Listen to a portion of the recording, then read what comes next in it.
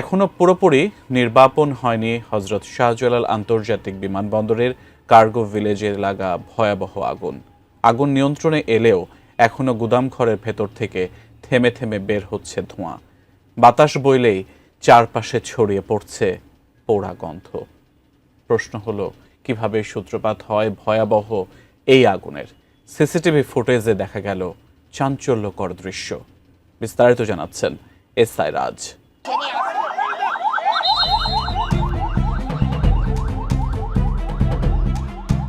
হযরত শাহজালাল আন্তর্জাতিক বিমানবন্দরের কার্গো ভিলেজে ভয়াবহ অগ্নিকাণ্ডে কোটি কোটি টাকার গার্মেন্টস পণ্য, ওষুধ শিল্পের কাঁচামাল ও আন্তর্জাতিক কুরিয়ার সার্ভিসের শিপমেন্ট পুড়ে গেছে।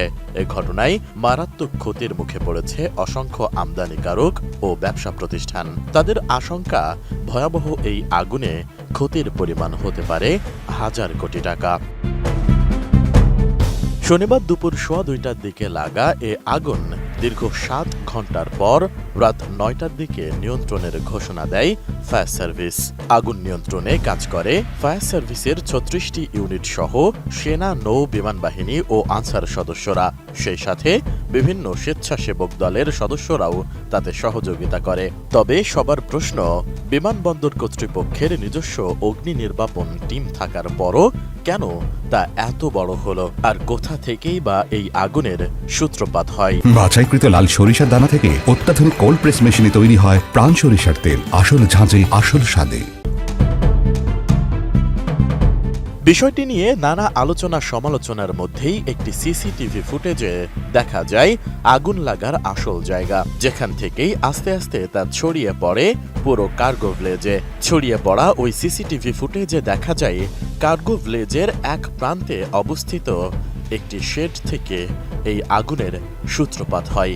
অল্প সময়ের মধ্যেই আশেপাশের গোদাম ঘরগুলোতে ছড়িয়ে পড়ে এবং পরে তীব্র ধোঁয়ায় চারদিক অন্ধকার হয়ে যায়। পরে আগুনের ভয়াবহতা আরও বাড়তে থাকে। এতে বিভিন্ন কুরিয়ার কোম্পানি, এয়ারলাইন্সের গ্রাউন্ড হ্যান্ডেলিং অফিস এবং বেসরকারি আমদানি রপ্তানি প্রতিষ্ঠানের পণ্য ক্ষতিগ্রস্ত হয়েছে। যদিও ক্ষয়ক্ষতির পূর্ণাঙ্গ চিত্র আনুষ্ঠানিকভাবে এখনো জানানো হয়নি।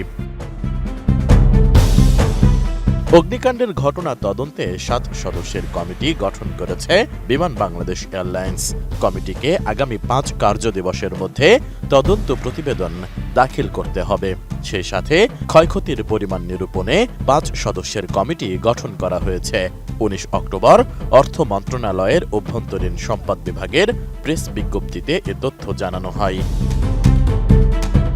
অন্যদিকে দুপুরে কার্গো ভিলেজ পরিদর্শনে গিয়ে বাণিজ্য উপদেষ্টা শেখ বশিরউদ্দিন বলেন, বিমানবন্দরে অগ্নিকাণ্ডের ঘটনা তদন্তের ক্ষেত্রে নাশকতা সহ আমরা কোনো কিছুই উড়িয়ে দেব না, সবকিছুই আমলে নেব।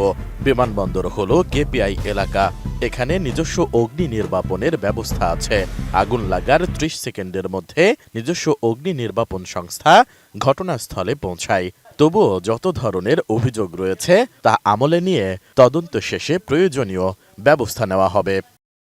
আমাদের ফায়ার ব্রিগেডের entire team with army, navy, air force এবং সর্বোপরি আনসার, এয়ারপোর্ট অথরিটি সকলের সমন্বিত প্রয়াস এবং সর্বোপরি ফায়ার ব্রিগেডের নেতৃত্বে আমরা প্রায় 37টা ইউনিট কনস্ট্যান্টলি কাজ করছি।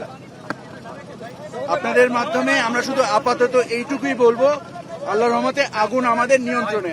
এত বড় একটা দুর্ঘটনা জাতীয় জায়গায় আমরা মানে সর্বোচ্চ পর্যায়ের আমরা কমিটি গঠন করব, করে আমরা এটার ব্যাপারে বিশ্লেষণ করব।